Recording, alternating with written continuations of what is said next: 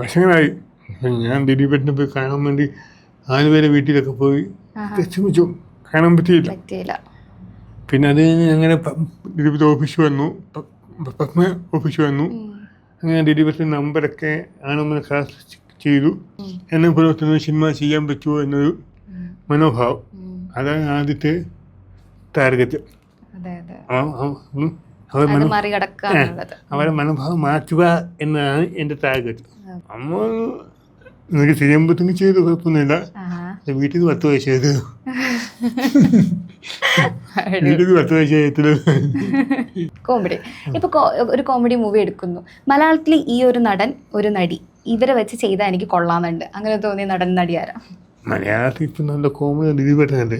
അതെ, അത് എക്കാലം ദിലീപേട്ടനാണ്. ദിലീപേട്ടനും ജോഡിയായിട്ട് ആരായിരുന്നു?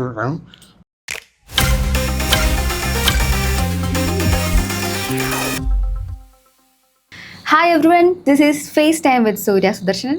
ഇന്ന് എൻ്റെ കൂടെ ഉള്ളത് കളം അറ്റ് 24 എന്ന ചിത്രത്തിൻ്റെ സംവിധായകനാണ് രാകേഷ് കൃഷ്ണൻ. രാകേഷ് ചേട്ടാ, വെൽക്കം ടു ദ ഷോ. എന്തൊക്കെയുണ്ട് വിശേഷം ചേട്ടാ? സുഖം. ഇപ്പൊ നമ്മുടെ കളം അറ്റ് 24 OTT റിലീസിലോട്ട് കടക്കുവാണല്ലേ, എന്ത് തോന്നിയ ഒരു നിമിഷം?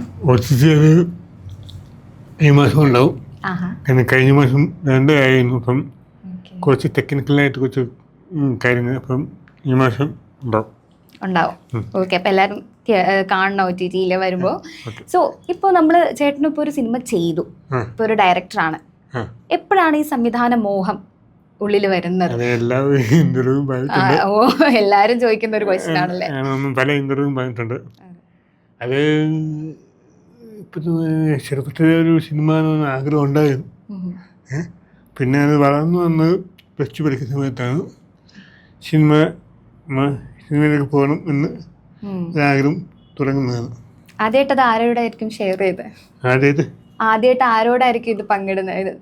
എനിക്ക് ഡയറക്ടർ ആവണം എന്നുള്ളൊരു കാര്യം അമ്മയോട്. അമ്മ എന്ത് പറഞ്ഞപ്പോ? അമ്മ എനിക്ക് ചെയ്യുമ്പോഴത്തേക്കും ചെയ്തു, കുഴപ്പമൊന്നുമില്ല. വീട്ടിൽ നിന്ന് 10 വയസ്സ് ചെയ്തു,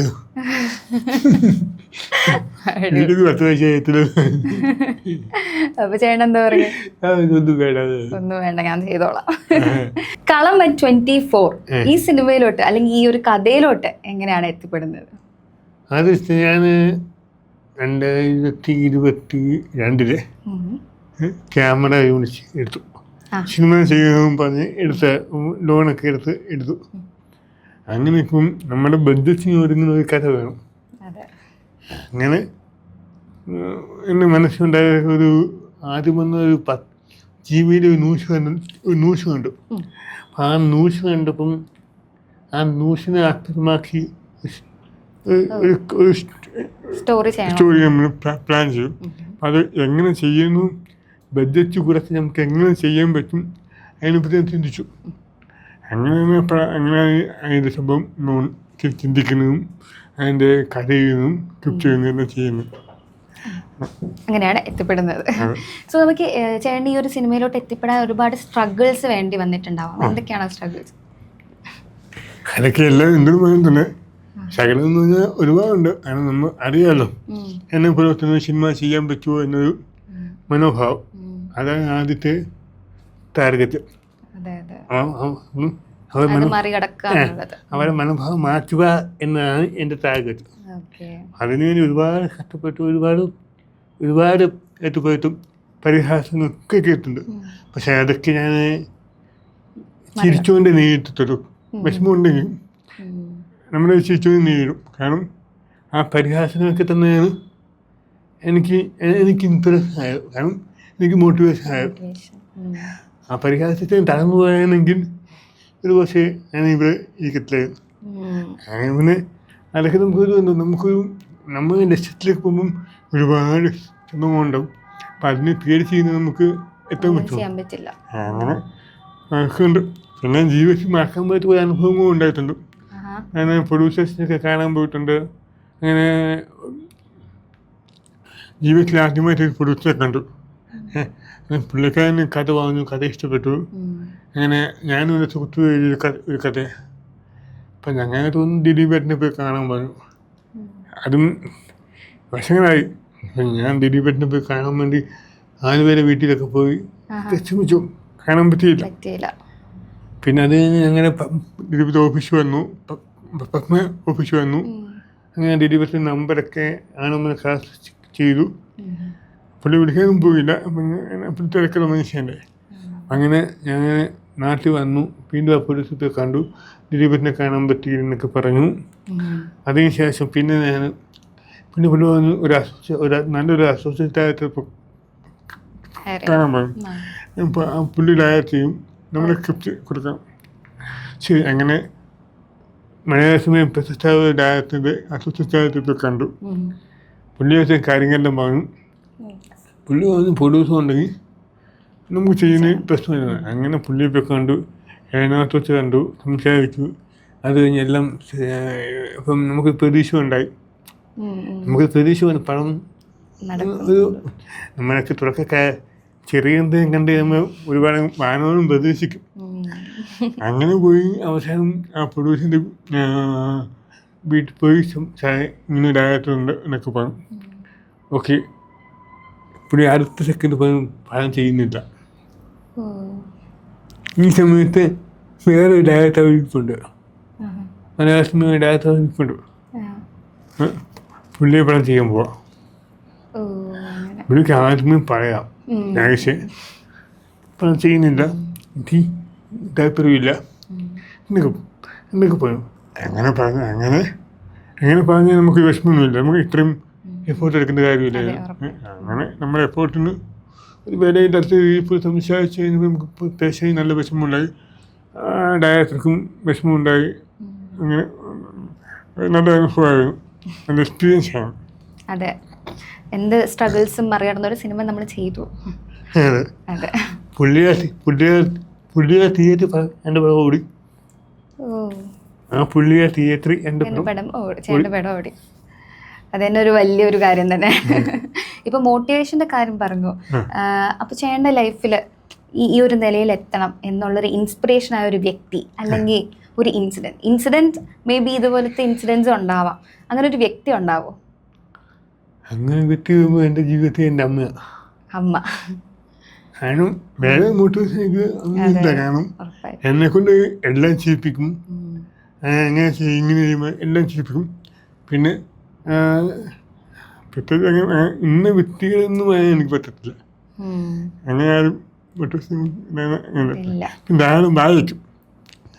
പിന്നെ അബ്ദുൽ കലാം സാറിൻ്റെ കുറേ കോഴ്സ് ഉണ്ടല്ലോ, അതൊക്കെ എനിക്ക് ഇപ്പോഴത്തെ എനിക്ക് സ്പേസിലൊരു ലക്ഷ്യമില്ല. നമ്മുടെ സ്വപ്നം കാണുമ്പം നമ്മൾ ഉറക്കൊക്കെ സ്വപ്നം കാണുക, അങ്ങനെ അതൊക്കെ ഇൻസ്പിറേഷൻ കോഴ്സാണ്. ഓക്കെ, ഇപ്പൊ മാർക്കോ മൂവിയുടെ പ്രൊഡ്യൂസർ ഷെരീഫ് മുഹമ്മദ്, അദ്ദേഹത്തിനെ പറ്റി അദ്ദേഹത്തിന്റെ ഒരു താങ്ക്സ് പറഞ്ഞൊരു വീഡിയോ കണ്ടായിരുന്നു. എന്താണ് അതിന്റെ പിറകിലുള്ളത്? പുള്ളി നമുക്ക് നമ്മളെ സാമ്പത്തികമായി സഹായിച്ചു. പുള്ളി എനിക്ക് അടുത്ത സിനിമ കഴിയുമ്പോൾ പ്രൊഡക്ഷൻ്റെ സഹായം എനിക്ക് ചെയ്യാനൊക്കെ എല്ലാ സഹായം ചെയ്യാനൊക്കെ പുള്ളി പറഞ്ഞിട്ടുണ്ട്. പുള്ളി പോയി പടം ചെയ്യേണ്ടിരിക്കുക നമ്മുടെ ആന്റണി പപ്പ വെച്ച് നടക്കുന്നത്. നമുക്ക് പറയാം. അടിപൊളി. അപ്പൊ ഇനി ചേട്ടന് ഏതൊരു ജോണർ ഓഫ് മൂവി ചെയ്യാനാണ് ഇഷ്ടം? ചേട്ടൻ ഏത് ടൈപ്പ് ഓഫ് ജോണറാണ് ഇഷ്ടം? അങ്ങനെ എല്ലാ ടൈപ്പും എല്ലാം ചെയ്യണം. ഇനി വരുന്ന എന്തൊക്കെ ജോണർ നമുക്ക് ചെയ്യാൻ പോകുന്നത്? പക്ഷേ ചിലപ്പം ഒരു കോമഡി ഇപ്പൊ ഒരു കോമഡി മൂവി എടുക്കുന്നു, മലയാളത്തിൽ ഈ ഒരു നടൻ ഒരു നടി ഇവരെ വെച്ച് ചെയ്താൽ എനിക്ക് കൊള്ളാന്നുണ്ട്, അങ്ങനെ തോന്നിയ നടൻ നടി ആരാ? മലയാളത്തിൽ ഇപ്പം നല്ല കോമഡി ദിലീപേട്ടനുണ്ട്. അതെ, അത് എക്കാലം ദിലീപേട്ടനാണ്. ദിലീപേട്ടൻ്റെ ജോഡിയായിട്ട് ആരായിരിക്കും? പുള്ളിയുടെ കോമഡി ആർക്കും ചെയ്യാൻ പറ്റില്ല. ഉറപ്പായിട്ടും അവരുടെ പുള്ളി അതുപോലത്തെ കോമഡി ഇപ്പം കൈവല്ലമുണ്ട്. പക്ഷേ അവർക്ക് വേണ്ടി അവരുടെ ബോഡിയിൽ പോലെ സ്ക്രിപ്റ്റ് ആക്കാം. അങ്ങനെയൊക്കെ ബുദ്ധിമുട്ടുണ്ട്. പിന്നെ പണ്ടത്തെ നമ്മുടെ ഒടുവിൻ്റെ പിന്നെ നമ്മുടെ ഇൻഫ്ലുവൻസറിന് നമ്മുടെ പിന്നെ എന്താ കൊച്ചിങ്ങനെ കുറേ ആർട്ടിസ്റ്റ് ഉണ്ട്. ആ ഒരു സംഭവം നമുക്കിപ്പോൾ കിട്ടുന്നില്ല. അങ്ങനെ ഇപ്പോഴത്തെ സിനിമ കോമഡി എന്ന് പറയുന്നത് എൻ്റെ ഡബിൾ മീനിങ്ങും മറ്റേ കൗണ്ടർ ഡയലോഗും അങ്ങനെയൊക്കെ സാധനങ്ങൾ ഇപ്പോഴത്തെ ഓഡിയൻസ് ഇഷ്ടം. നമ്മൾ കാലഘട്ടം മാറിയില്ലേ, കാലഘട്ടം നമ്മൾ മാറണം. ഉറപ്പായിട്ട്. ഇപ്പോൾ ചേട്ടൻ ഇപ്പോൾ ഒരു ഡയറക്ടർ ആയിക്കഴിഞ്ഞു. ഒരുപാട് പേര് പുറത്ത് സിനിമ മോഹിച്ച് നിൽപ്പുണ്ട്. അങ്ങനെയുള്ളവരോട് ചേട്ടനിക്ക് തോന്നുന്നു അവർക്ക് ചേട്ടൻ ഒരു ഇൻസ്പിറേഷൻ തന്നെയാണ്. സോ അവരോട് എന്താണ് പറയാനുള്ളത്? എല്ലാവരും പറയുന്നത് കാരണം നമുക്ക് എൻ്റെ സാഹചര്യം അയക്കത്തില്ല, ബാക്കിയുള്ളവരുടെ സാഹചര്യം. അതെ അല്ലേ? അപ്പം ഞാനൊരു സാധാരണ കുടുംബത്തിൽ വന്ന് ഒരു സിനിമയുടെ ABCD പോലും അറിയാത്ത ഒരു കുടുംബത്തിലും, പിന്നെ എൻ്റെ ഗ്രാമം എന്ന് പറഞ്ഞ കൊച്ചു ഗ്രാമം, അവിടെ സിനിമ എന്ന് പറയുന്ന ആർക്കും ഇല്ല. ആ ഗ്രാമത്തിൽ നിന്ന് അപ്പം എൻ്റെ സാഹചര്യം നോക്കണം. ഇതുപോലെ പല സാഹചര്യം പലർക്കും പല രീതിയിലാണ്. സാഹചര്യം എന്തുമായാലും നമ്മൾ പരിശ്രമിക്കുക. പരിശ്രമിക്കാൻ നമുക്ക് ഇവിടെ വിജയം ഉണ്ടാവുമെന്ന് ഉറപ്പാണ്. ശ്രമിക്കാനായിട്ട് ഇത് കാര്യമില്ല. ഞാൻ 15 വർഷം ഇപ്പോഴും ശ്രമിക്കുക. ഞാൻ അടുത്ത നല്ലൊരു സിനിമ ഇപ്പോഴും ശ്രമിച്ചുകൊണ്ടിരിക്കുക. അങ്ങനെ പരിശ്രമിക്കുക. പിന്നെ പലവരെ സാഹചര്യം മനസ്സിലാക്കി ആ സാഹചര്യത്തിൽ പൊരുത്തപ്പെട്ട് പരിശ്രമിക്കുമ്പോൾ വിജയം ഉണ്ടാവും. ഉറപ്പായിട്ടും.